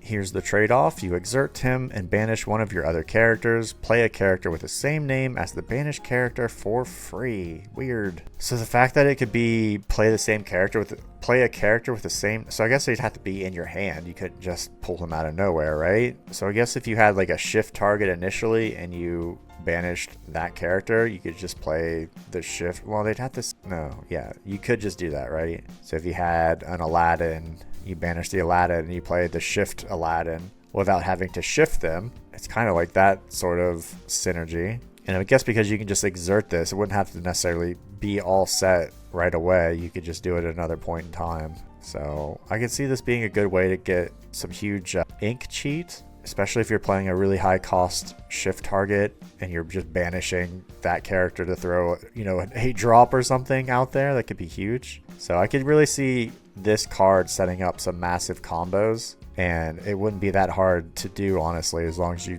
had the cards, because it's just when you exert, so you can kind of do it whenever you want to. So that seems really good. Panic, Immortal Sidekick, a 3/3. The 3/3, loads of 3/3s here. Reporting for duty. While this character is exerted, if you have a character named Pain in play, your villain characters can't be challenged. That makes it a bit more interesting with that earlier Pain synergy. Again, having to have multiple characters on board for anything to happen with these characters is asking a lot, I think, and probably asking too much for them to be reliably played. Because if you don't get these characters together, then they suck, right? So I just don't think that they're strong enough by themselves. And even when you do get them all into play and working together, that might be a strong play, but that's probably so low of a probability and consistency that it's just, you don't want to do it. It could lose you the game if you're banking all of your expectations on getting this huge synergistic plays down, that when they don't happen, you have no answer for anything else. So I just don't think that they're good enough to be bothering with. Pete Rotten Guy, a 1/5. Is that it? That's not good. That's real bad. Prince Philip, a 3/4. Warden of the Woods, uninkable. So Shining Beacon, your other hero characters gain ward. That doesn't seem very good, especially not for uninkable. So I don't think so. The Muses, Proclaimers of Heroes, 2/4. They have ward themselves. The Gospel Truth. Whenever you play a song, you may return chosen character with 2 strength or less to their player's hand. So a simple bounce card. Again, I'm starting to think that you're probably trying to bounce their cards back into their hands, but you could bounce a pretty good one back into your own here, and it'd be pretty easy to with this cost. And plus it's whenever you play a song, so it could be multiple times if this is happening. So this in a song deck could be a very controlling card. So yeah, I think this is probably a pretty good card with that passive ability. Ursula's Garden, full of the unfortunate. It is 7 willpower and costs 2 for a character move here. Abandon Hope. While you have an exerted character here, opposing characters get -1 lore. That's pretty interesting. I think that could be a pretty powerful location, and it also gets 1 lore itself, makes it a little bit of a bonus. But if you're playing somebody that seems to like want to quest a lot with lots of small characters, this could completely shut them down and force you to have to attack this location instead. So this could be a really good shutdown location. I think I could see this getting played in certain decks, and especially certain metas where this could be a very strong play to do to really lower their quest rate and their lore gaining rates. Cubby, Mighty Lost Boy, a 3/5. The Bear. Whenever this character moves to a location, he gets +3 strength this turn. So I think sometimes you got to really look at what are the stats. He's just basically a 3/5. He's going to have 1 turn where he might be a 6/5, but that's a might be, assuming you have a location and then you're moving him to it just to get this and maybe whatever that location bonus is. But does that make him strong enough? He's strong for 1 turn and then he's just back to being a 3/5, which is not necessarily great stats and certainly not providing anything to the board. So I think in the real condition of just the basic stats, is just not strong enough to be played. Friar Tuck, Priest of Nottingham. He's a 2/4. You Thieving Scoundrel. When you play this character, the player or players with the most cards in their hand chooses and discards a card. Again, this is probably one that you're putting in your hand if you're playing a deck that is unlikely to have as many cards as your opponents, because you certainly don't want to be playing this and then discarding a card. So I think this is very specific and probably one where you're playing lots of cards so that you're only having 1 or 2 cards and your opponent is likely to have 3 or 4 or something like that. But certainly wouldn't play this with your normal discard cards, because your opponent's probably already struggling with cards if you're making them discard regularly. Peter Pan, Lost Boy Leader, a 3/3. I came to listen to the stories. Once per turn, when this character moves to a location, gain lore equal to that location's lore. Is that going to be strong enough? You might only be gaining 1 extra lore for this. I think there was one that Peter Pan could move to for free. I don't know if you can move him on and off each turn to gain an extra lore, but I don't even know if that one had lore itself. So some locations don't even have lore, right? So he wouldn't be doing anything. I feel like this is a really specific card and maybe too specific to be of any good, because otherwise he's just a 3/3, which you don't want to play. So I don't feel like this is a very strong card. Got another Shinzi, the Hyena Pack Leader, a 0/6. I'll handle this. While this character is at a location, she gets 3 strength. What's the hurry? While this character is at a location, whenever she challenges another character, you may draw a card. So that's a bit better. I mean, this is obviously, you're not playing this without location, or else this card is really bad. But while it's at a location, it's actually really strong. 3/6 is decent for this. It's probably better than average, obviously, or else it wouldn't have this condition. And the fact that you draw a card when you attack lets you kind of dictate the power of this card a little bit more. Sometimes it's like when it gets attacked, it draws a card, right? Or when it gets challenged. But because it's you doing the challenging, means you can probably pick the targets a little bit better. So maybe you're attacking something that has, it's like a 1/3, right? So you can attack another character after that and maybe draw 2 cards off of this card. So I could see Shinzi being a pretty decent card, especially if you can get more than 1 card off of them attacking. That could be really good. Of course, this has to be in a location deck, or else you're not getting anything for this card. Starlight Vial, a 4 uninkable item. Efficient Energy. When you exert this, you pay 2 ink less for the next action you play this turn. Trap, 2 ink. Banish this item and draw 2 cards, then choose and discard a card. Don't like that. I don't think this item's very good. I think you're mainly playing this to maybe cheat some ink out, but it's very expensive to do that. And how often are you going to be doing that, really? I'm not sure. Again, I don't find actions to be as strong as songs, and probably not strong enough to be trying to set up synergies just for your actions. And this I just don't find is very good at all. You're literally banishing. You're literally paying 2 ink just to draw 1 card, and then you're getting rid of this item that actually has a better strength than this. So that seems terrible to me, honestly. Fang River City. It's got 6 willpower, costs 2 to move here. It's got 2 lore, so this is going to be a huge target. Surrounded by water. Characters gain ward and evasive while here. It does have a little bit survivability here with ward and evasive. So in a way, it's almost like you're playing a 0/6 with 2 lore that's like constantly questing, but just has ward and evasive. It does have a little bit of a bonus of having, you know, obviously location synergy with some other cards. So I think it's probably pretty decent just for it getting 2 ink, and it could possibly be hard to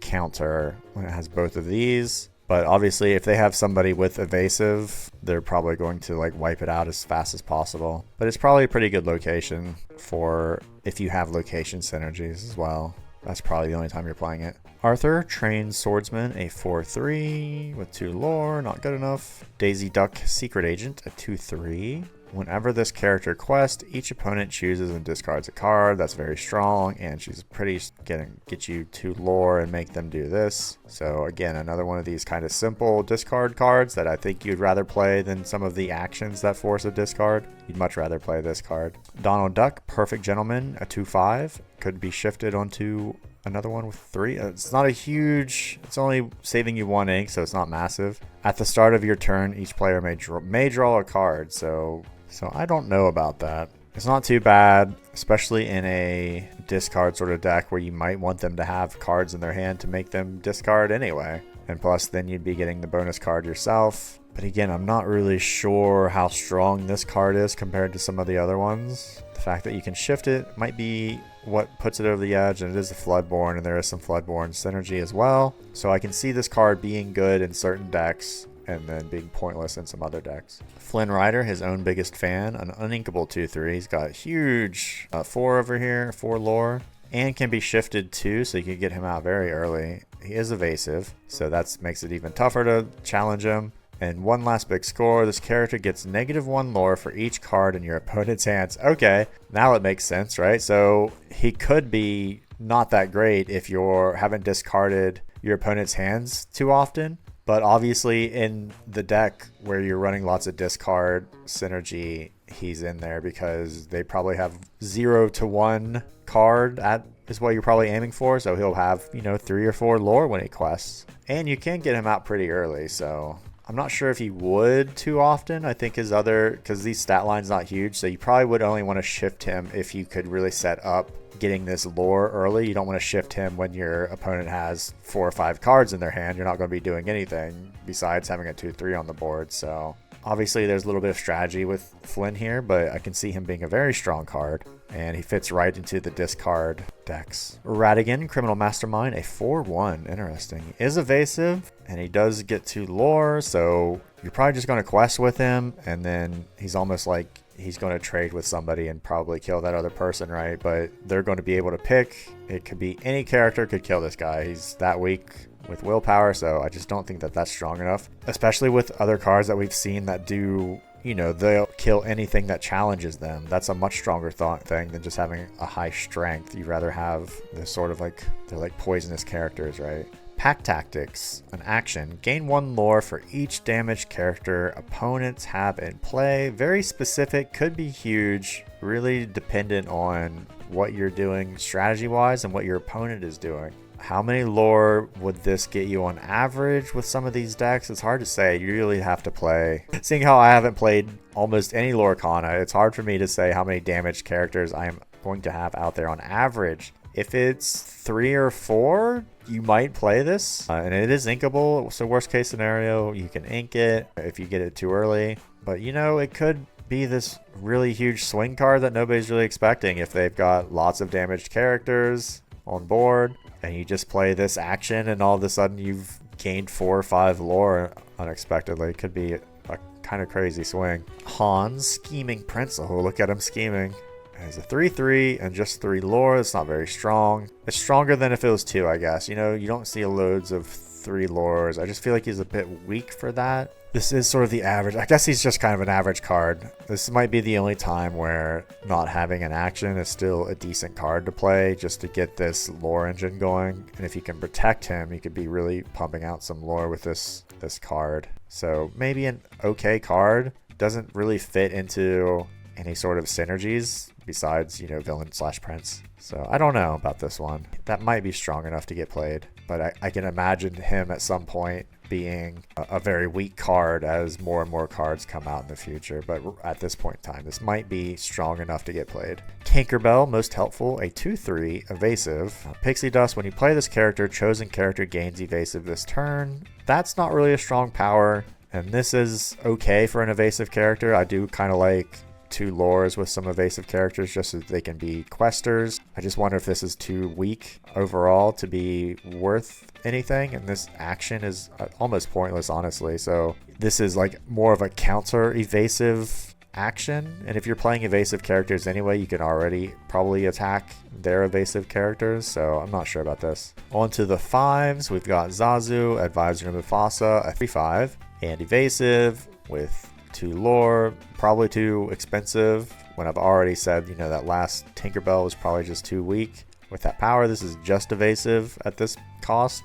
You're probably going to have stronger 5s than this. Fauna, Good Fairy, a 3/7 with 2. See, again, that's just probably too expensive for not really getting anything besides possibly being able to quest. Robin Hood, Sneaky Sleuth, a 3/5. This is very cool art. Could shift this onto another Robin Hood for 3. This character gets +1 lore for each opposing damaged character in play. So I can see that being really powerful, especially if we have that one action that gives you 1 lore per damaged opposing character. And this is kind of like this weird passive, so you can control it a little bit more. So you could, if you want to quest with Robin, you could be like, oh, well, I'm going to damage all their characters, and that'll give him, you know, he can now quest for 4 or 5 or something, as long as I'm not, you know, banishing those characters. So I can see him being a really strong strategic lore gainer. And you can get him out pretty early if you just want, you know, an early game 3/5 after you've played your other Robin Hoods. And we've seen Robin Hood synergies with Sherwood Forest and stuff, so he seems like he would probably fit into some of these Emerald decks just because he's got synergies. Shinzi, Head Hyena, a 3/6. Stick around for dinner. This character gets 1 strength for each other hyena character in play. There's that hyena synergy, even though I feel like I haven't really loved the hyenas yet. What have we got here? Whenever one of your hyena characters challenges a damaged character, gain 2 lore. Well, that makes the hyenas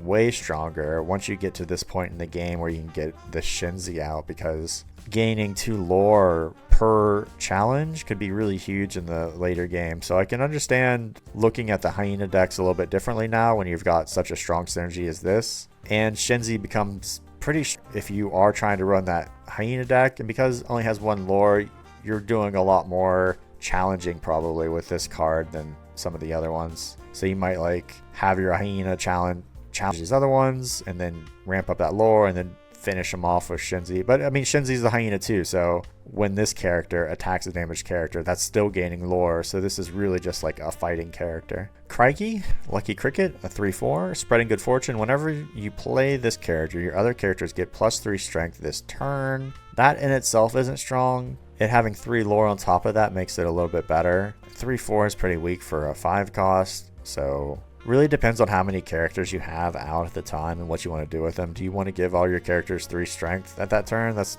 better than giving just one character, you know, 3 strength. So this is obviously going into a deck where you're trying to have a lot of characters down on board so that this could do that damage. And it's, you know, it's questing for quite a lot here, so that's pretty good too. So I would say that this character is pretty decent. I don't really love this, but it could be situational, but it's pretty good for a 3 lore character. Jasmine, Desert Warrior, an uninkable 3/3. Cunning Maneuver. When you play this character and whenever she's challenged, each opponent chooses and discards a card. That's really good because not only are they having to choose and discard when you play it, but if they even try to attack her, they've got to discard another one. It might be at that point that they might not even have any cards, so they might be trying to challenge Jasmine when they're out of cards so they don't have to discard another one, but at that point they're not in a good place really anyway, right? So it seems like a very good card to get out at 5, so the uninkable is not too big of a deal here, I don't think. because you would play this, right? You want them to have to discard a card. Megara, limited one, liberated one. Actually, that's what that word is. A 4/4 with ward. People always do great things. Whenever you play a character named Hercules, you may ready this character. We haven't seen a ton of Herculeses yet, so I'm not really sure how much synergy this will be relevant. And all it is really doing is perhaps protecting Meg after you've quested. So quest, play Hercules, you can ready Meg up to protect her. That's a very specific combo for nothing super special, so I don't really see that being that good. Pegasus Cloud Racer, a 3/3, could also shift onto the smaller Pegasus. Has evasive. Hop on. When you play this character, if you use shift to play him, your characters gain evasive until the start of your next turn. That doesn't seem super great. I think that shifting it is okay, but I don't think the other Pegasus stats were too much different than this, so I'm not sure how strong this card would really be. It doesn't seem super strong to me, other than you have this quest target and you could potentially do some evasive challenging with your other characters. So I feel like if you're not shifting this, it's probably not really that strong. Again, if you do shift this, it's a 3/3 for 3. That's not bad. And then it would have 2 lore, so that could be good. But if you're not shifting this, I think it's very expensive. Tor, a florist, a 4/7. Nothing else going on. He's got a big body, but I don't think this is a card that you're looking to play. We don't talk about Bruno, action/song. Return chosen character to their player's hand, then that player discards a card at random. How do you choose a random card in this game? You just roll a die? I reckon so. This seems like a pretty good card to get out as a song for sure. Yeah, I can see this card getting played pretty regularly. Not only are you bouncing a character back into their hand, then they have to discard a card at random so they don't need to get a pick. And if they don't have any cards in their hand at that time, you could be choosing their biggest character that they just played and they've just discarded it. So that could be an instant kill or an instant banish. Maybe at some point I will say banish instead of killed, but we are not at that point yet. So this seems like a really good card, especially late game, especially if you can sing it and then still play other cards. That could be massive. Dawn Carnage, Prince of Pirates, a 4/4, and he just has evasive, not strong enough. Helga Sinclair, Femme Fatale. What is Helga from? I don't know at all. I feel like there must be like 2 Disney movies I'm not familiar with enough, and every time I see one of those characters, I'm like, who's that? So what is this, like Lost Planet? Is that one of the movies? The underwater one? Helga Sinclair, Femme Fatale, a 4/4, shift 3. She could be shifted onto another Helga Sinclair, which we must have probably already seen one of. This changes everything. Whenever this character, you may deal 3 damage to chosen damaged character. It's uninkable, but it could be a really strong turn 3 play just to get a 4/4 out with lore. This could finish off a damaged character pretty easily. 3 damage is a lot for where we are in our turn 5, turn 4, 5, 6, whatever. So I think this could be a huge shift target. If you're playing this at 5, it's probably not great unless this damage is really doing some good work, in which case that would be a good play still. Otherwise, it's just kind of like a solid all-arounder, so probably a pretty good card, honestly. And if you can shift it, it's a great card, I think. Another Prince John, the Phony King. He's a 2/4, uninkable, collect taxes. Whenever this character quests, each opponent with more lore than you loses 2 lore. Ooh, that's really good to me. It's expensive, and I guess it is situational, but this could be a way for you to close the gap after a more aggro deck.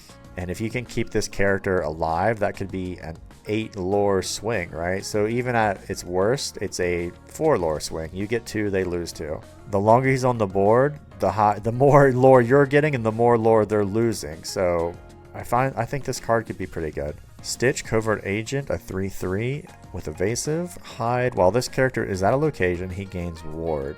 So it becomes harder to get when he's in a location, but I just don't feel like that's strong enough. I think even if this character was just straight up evasive/ward, I don't know how strong he would be, because again, I feel like evasive is just a stronger thing than ward anyway. You probably more likely to be challenged by other evasive characters, and I would imagine everybody knows that, so probably people have evasive characters in there specifically for challenging other evasive characters, and so which means ward would not be that big of a deal to get rid of Stitch. So I don't really think that's super strong.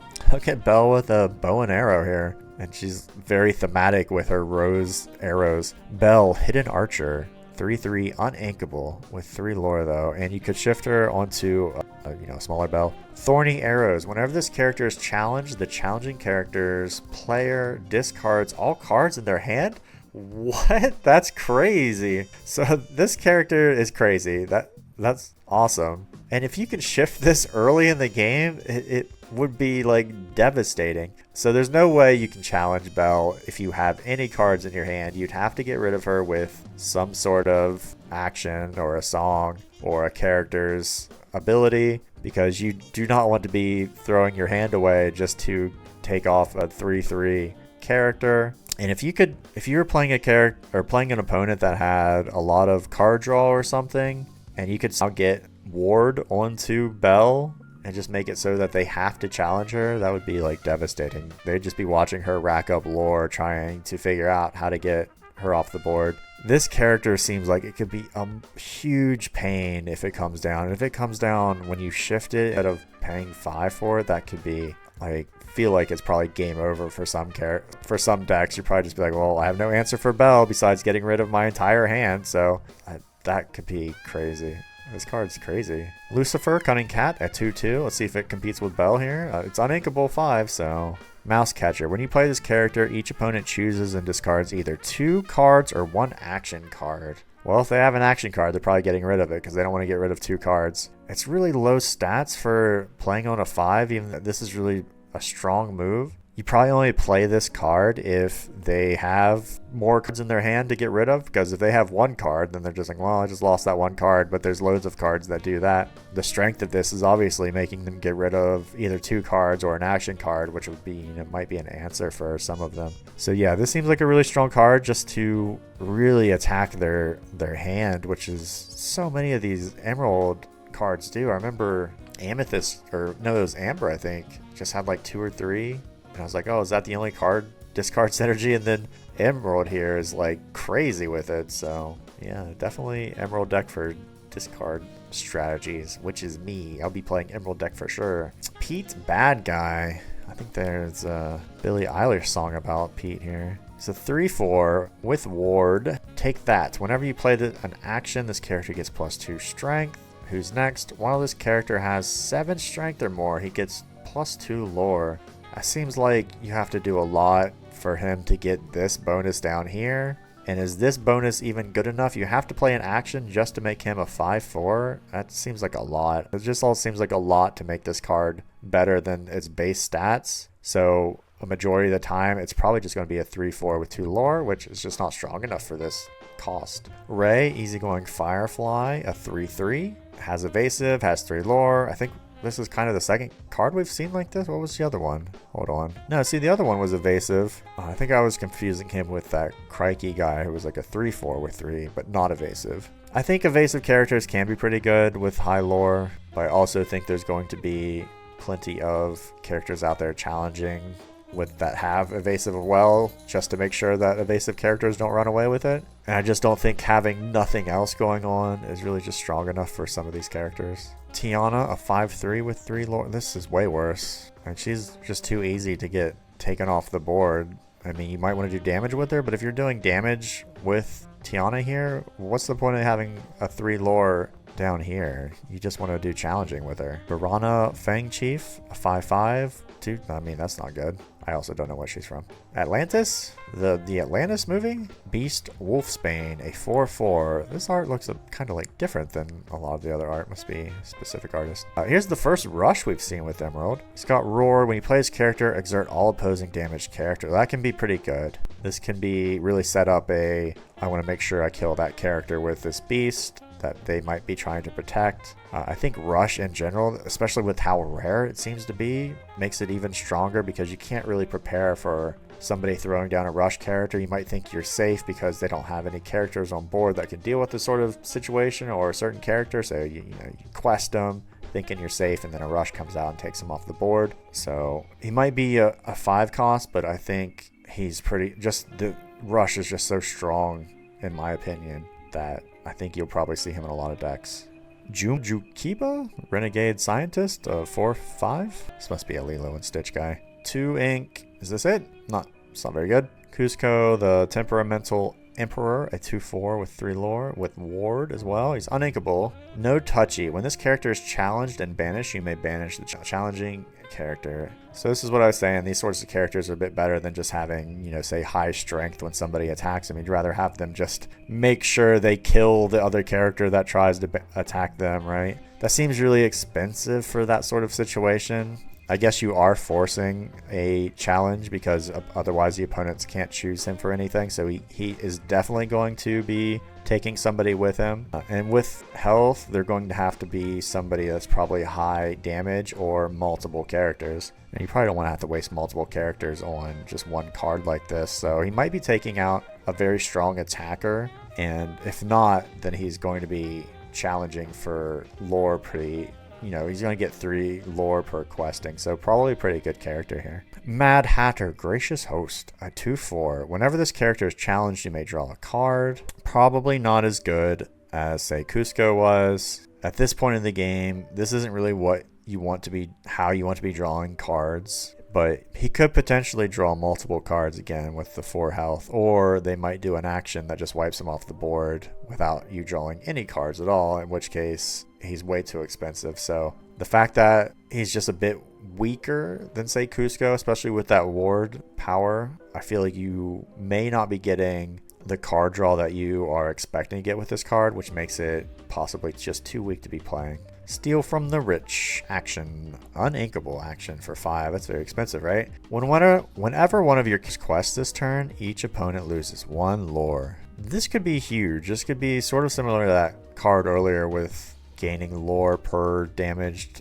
characters. I think you have much more control over this being a strong play than that card specifically. It's so expensive though that you'd hate to not be able to use this. But depending on how wide your board can get and how many quests you can do in that one turn, you could potentially be doing a huge swing. If you could do 5 characters questing, that could be 5 for you and they lose 5. That's, you know, a 10-point swing. It could be massive. So this could be an end game sort of strategy that you're building towards. You know, there's that one card that you gain lore and they lose lore. So you could be giving up tons of lore throughout the game, and then all of a sudden you drop like 2 cards that just completely swing at the complete opposite way. That could be very dramatic. We are on the 6 cost cards now. Mother Gothel, Unwavering Schemer, a 4/6, and you could shift her for 4. The World is Dark. When you play this character, each opponent chooses one of their characters and returns that card to their hand. I think that might have been what her other card was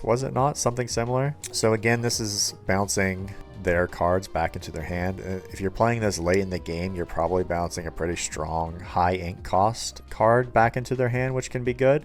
And if you can obviously combine that with some discard, they might have to discard that card. So obviously shifting this on 4 would put out a 4/6 early in the game with 2 lore. Could be very strong just by itself. And then also still bouncing somebody off, so that you might be bouncing their defensive challenging players off and then putting out your strong cards that can get 2 to 3 lore. Can be a pretty strong play. Robin Hood Daydreamer, a 4/5 with 4 lore for 6. Is that strong? I mean, we're just talking about how like 3 to 4 lore was strong for the last one. Is this strong enough? It could be a good late game play. Even if he doesn't have anything else going on, this can be very challenging for gaining lore at the end of the game. And if you've based a deck around really disrupting the other opponent the whole game and making them get rid of cards and bouncing their cards back into their hands and making them get rid of it, and then you start throwing down these huge cards that are just racking up the lore for as they quest, it could be really difficult to answer. So I feel like Emerald might be sort of a control the early game with just card and sort of manipulation, and then late game really push for heavy lore all at once. Beast, Relentless, a 4/5, second wind. Whenever opposing character is damaged, you may ready this character. I feel like if this was a earlier character, say like a 3 ink 2/3 or something that had this power, it would be maybe a bit better. I feel like late game, this might not be a strong enough ability to have too much of an impact. So you can quest and then challenge with somebody else, and then he's readied again. Does that mean you can act again? Okay, I had to rule check how this works. So I guess when you do ready a character, that means they can exert again. I was thinking that they couldn't. I guess that changes a lot of previous cards I've reviewed what I should think of them. But, you know, that's what happens when you haven't played a game and haven't been in situations with how the cards actually function when played. So he could potentially, let's see, if you attack and damage a character, does that mean he could attack again? Does he ready himself? Reading this card, I feel like that could be the case. Like, he's exerted, he attacks. That means an opposing character is damaged, which means you could ready him again. So he could potentially, you know, attack multiple small characters. And then, you know, maybe he's at 4 damage and then you just quest with him because he can't take another hit without being banished himself. Or maybe you banish their last player and cleared 3 or 4 characters. I think with that flexibility, that makes this card a lot stronger than maybe I initially thought it was. The fact that he could potentially do multiple actions in one play can make him very dangerous as a challenger, and also have some strong lore if you are, say, attacking with other characters and just questing with beast. See, I mean, honestly, if you had 2 characters, if you had 2 beasts down and there's plenty of opponents to attack, they could really rack up some lore, because one beast could just quest while the other one hit smaller characters and just kept readying both the beasts. So one just keeps questing and questing and questing while the other one keeps bouncing off of weaker characters. That could be an interesting play. So I think this card is actually reasonably strong. On the job, a 3/4. He's evasive. Disappear. He's uninkable. So disappear. When you play this character, you may return chosen character to their player's hand. So again, just another bounce character.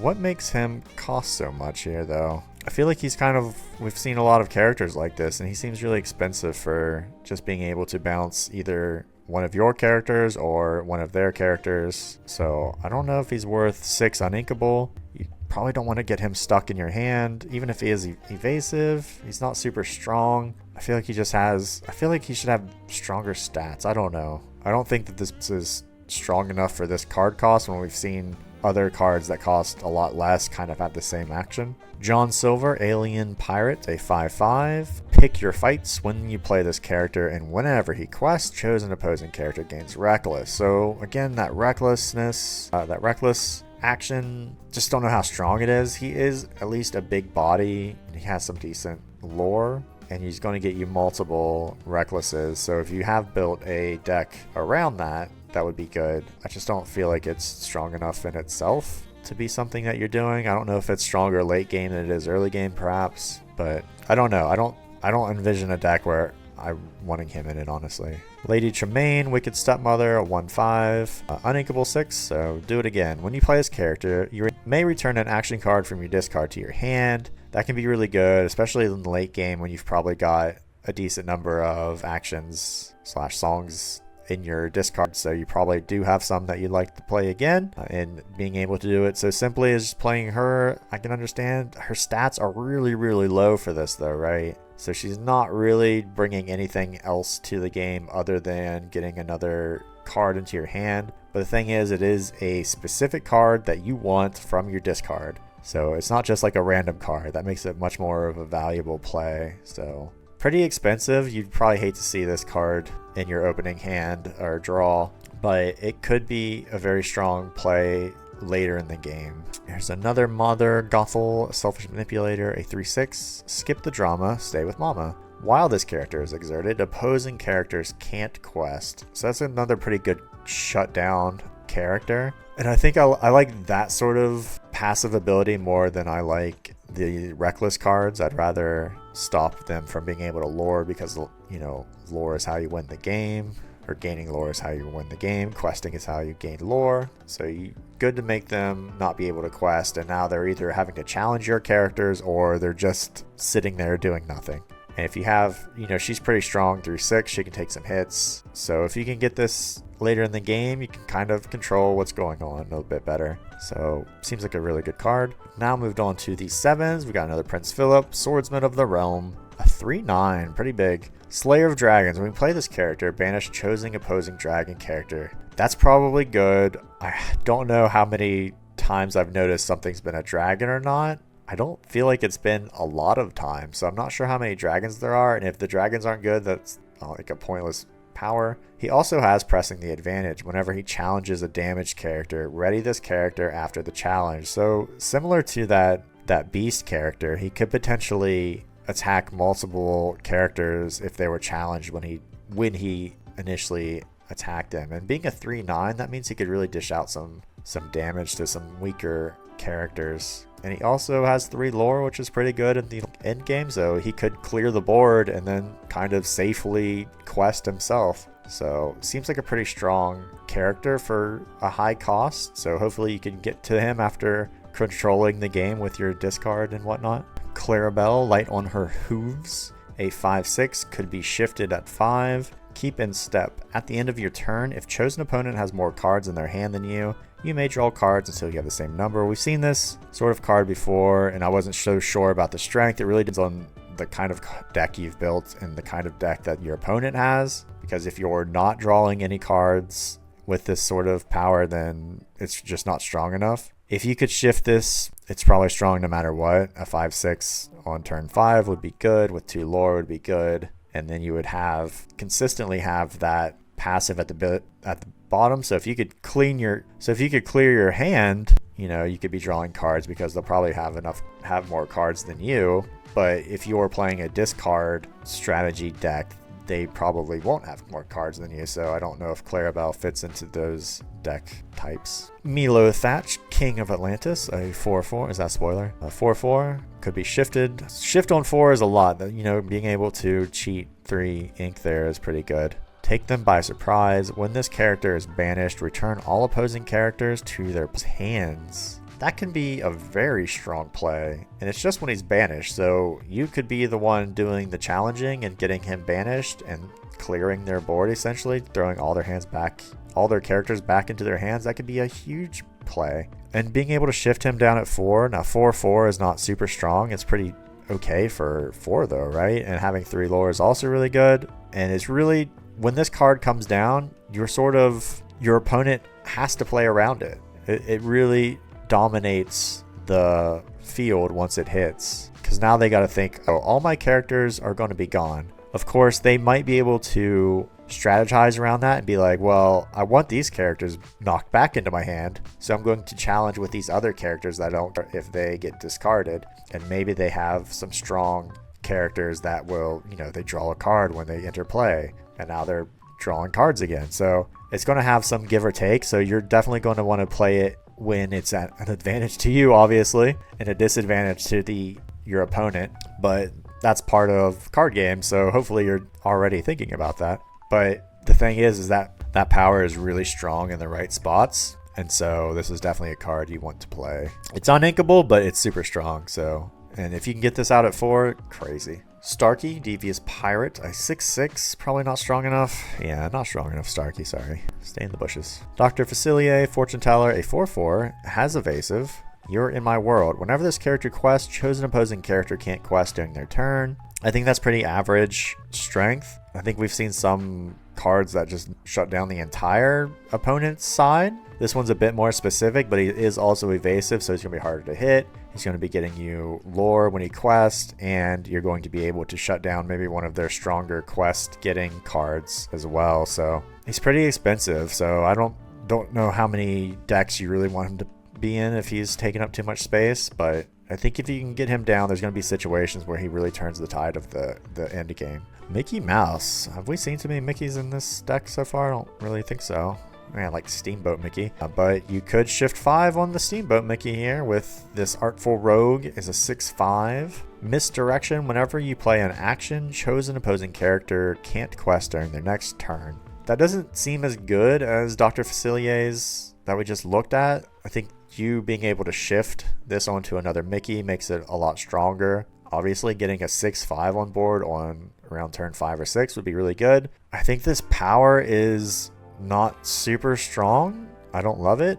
I don't think you'll get as much use of this as you would out of Dr. Facilier's powers, but again, I think this being a shift, it makes it a lot stronger. I think if you're playing this on 7, you're not loving that. So I feel like this is shift or nothing.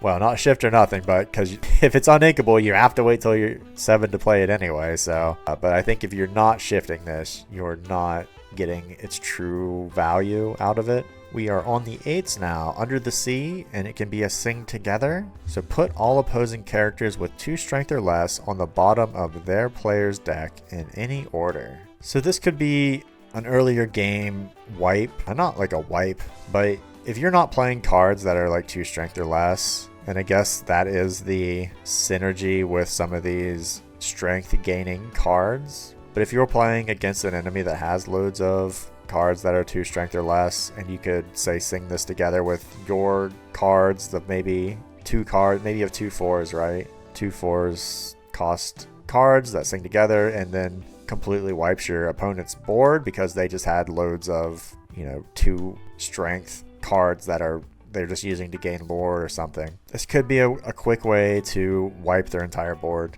And wiping entire boards in Lorcana so far seems to be a very rare thing. It doesn't seem like there's lots of AoE damaging actions / songs. So I think there's certainly some decks that this could be very powerful against. I think there's some decks that this doesn't do anything against, and because this is an 8 cost uninkable, that might be very worrying if you're playing this. This is really dependent on the meta. If you're seeing lots of big boards of low strength characters, this could be huge. Otherwise, it might not be doing anything. So kind of an iffy song, kind of really dependent on the state of play. Cheshire Cat from the Shadows, a 5/6, could be shifted onto the other ones, and obviously a 3 ink saving shift is huge. It is also evasive, and you can banish chosen damaged character by exerting it, which could be really good, especially in the end game when you're probably seeing lots of big cards that, if you can just damage them once, this guy could instantly remove them from the board. So I can see this being a really strong play later in the game, and obviously if you can shift it at 5, putting down a 5/6, really strong. Genie, Powers Unleashed, a 3/5, could be shifted to 6 on another Genie, has evasive, phenomenal cosmic power. Whenever this character quests, you may play an action with cost 5 or less for free. That could be really good, especially if you've got some quests, or not quests, but some actions lined up for, that price point. And he doesn't even have to exert, right? Sometimes it's just, that's what singing is, he exerts and sings. This will be getting you 3 lore as a quest, and you could play that action for free. That could be a huge move. These stats are super weak for an 8 drop regardless of these powers. I think if you're not getting them out for 6, again, you're probably not getting the real value there. But being evasive, he could be pretty tough to get off the board and could potentially be getting multiple songs or actions out while he's in play. So I can see him being pretty strong. And we've got our last 2 are 9 cost. Robin Hood, Timely Contestant for 9 ink. Uninkable. Crazy. 6 though? Tag me in. For each 1 damage on opposing characters, you pay 1 ink less to play this character. And he has ward. And he has 4 lore. So depending on the damage you have out there on other characters, he could be reasonably cheap. So you could be getting him out a lot earlier than obviously 9. If you're getting him out at 9, which would be kind of crazy, honestly. I think with these stats, if you get him out at 7, you're probably pretty happy. These are pretty good stats for like a 7 cost. And again, that's all he does. Once he's out, that's all he does besides have ward, which means, he can't be targeted by removal, which makes him even stronger because now he's going to have to be challenged. But again, if you could get him out at like 6 or even 5 somehow, like he could be a huge swing turn. So I can imagine him being played and the strategy being around doing something to get him out as early as possible. Got another Prince Philip, the Vanquisher of Foes. He's another 6/6, and you could shift him onto your other Prince Philips. He has evasive, a swift and sure. When you play this character, banish all opposing damaged characters. That could be another board wipe, so yeah, I could really see him getting played too.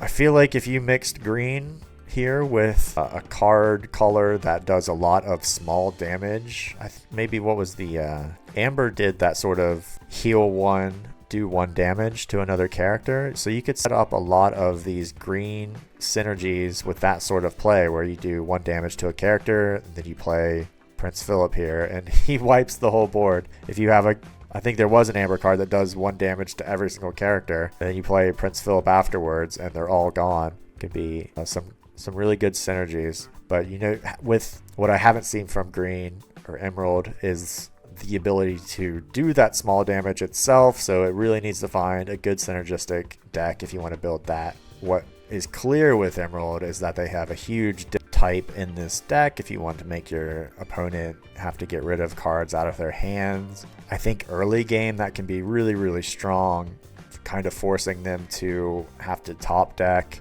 a lot sooner than they wanted to, because top decking is usually a late game thing. And if they don't have card draw, you could really shut down any sort of strategy that they have if they're only playing one card at a time. And if they don't have the cards to ink, then it could make it hard for them to play all the cards they want to. If they draw a high card, now all of a sudden they don't have the ink for it and it's just in their hand, and then you make them discard it again. They're not doing anything for 1 to 2 turns, and that can be the end of the game. So I think it's clear that there's discard synergy in this deck, or in this color rather. And there's a little bit of Hyena synergy, but I don't think enough yet. I think maybe if there's Hyena synergy in other colors, then that might combine well, but by itself, I don't think the Hyena synergy is strong enough. There's really only one card that had anything to do with your other hyenas, so that's probably not strong enough to get in there. There's a few good locations, but maybe not as much location synergy as I thought there would be with how decent those locations were in my mind. But I think when I look at Emerald, I see mainly the discard functions as the strength, and then maybe some cards that synergize with other decks a bit better than anything else in its own Emerald deck itself. So yeah, I think I really liked what I saw with Emerald. I think I can see some decks that come out of this that I'm sure already exist and have probably already been countered and are now terrible. But we'll see. We'll see what the other card colors have to offer and how they will synergize. So until next time, this has been Emerald. Hope you learned something or enjoyed my review. Until next time, adios.